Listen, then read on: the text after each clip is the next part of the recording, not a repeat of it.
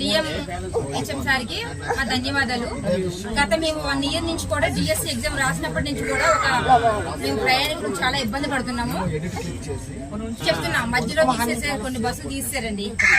అయితే అప్పటి నుంచి కూడా మేము ఏం చేస్తున్నామంటే ఎగ్జామ్స్కి వెళ్ళేటప్పుడు మేము చాలా ఇబ్బందులు పడుతున్నాం. ఎగ్జామ్స్ రాసి రిటర్న్ లో నైట్ వచ్చేటప్పుడు చోడవరం చాట్ మాకు అలాగే కానీ బస్సులు తీసేస్తున్నారు. అలాగే మధ్యలో 4 బస్సులు తీసేసారు.